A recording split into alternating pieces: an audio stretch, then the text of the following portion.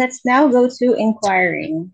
Let's discuss common symptoms in internal medicine, part 2. Common symptoms in internal medicine. Cough. Cough is the main symptom of lung illnesses and it's mostly due to failure of lung qi to move freely. Clinically, there are two categories: that due to exogenous illness and that due to internal injury. Cough accompanied by cold intolerance, fever, and a floating pulse is due to an exogenous illness, such as wind cold binding the lung, wind heat attacking the lung, or dampness damaging the lung. Chronic cough without the symptoms of exogenous illnesses is due to internal injury, such as deficiency of lung qi, deficiency of lung yin, or phlegm dampness blocking the lung. For the right flank distension, this occurs mainly in liver or gallbladder diseases. If accompanied by agitation and irascibility, ready saying, and a taut pulse is due to trapping of liver qi.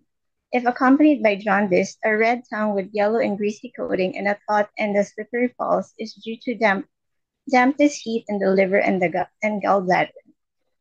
For abdominal distension, if the distension comes and goes and is eased by pressure, it is due to insufficiency of the spleen and the stomach. If the distension is not reduced by pressure and is accompanied by a white and greasy tongue coating, it is due to strong cold dampness in the interior. If the distension is worsened by pressure and is accompanied by foul eructation and acid regurgitation, it is due to food retention in the stomach.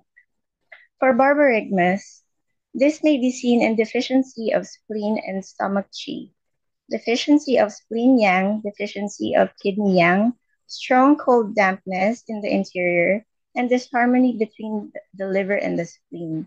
The mechanism is unbalanced action is of qi causing dysfunction of the large intestine. For edema, in diagnosing the cause of edema, first distinguish between yin edema and yang edema. The yang edema, this is edema due to strength illnesses caused by exogenous pathogenic evils.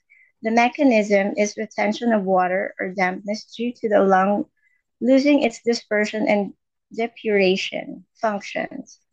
The clinical characteristics of yang edema are as follows. The edema starts in the face, then extends to the entire body surface, but worse in the upper body. The skin is glossy, and the urination is difficult. The edema is often accompanied by symptoms of the exterior: cold intolerance, fever, and a floating pulse. The edema of acute glomerulonephritis, inflammation of glomeruli of the kidney, is a type of yang edema. For yin edema, this is edema due to illnesses of deficiency.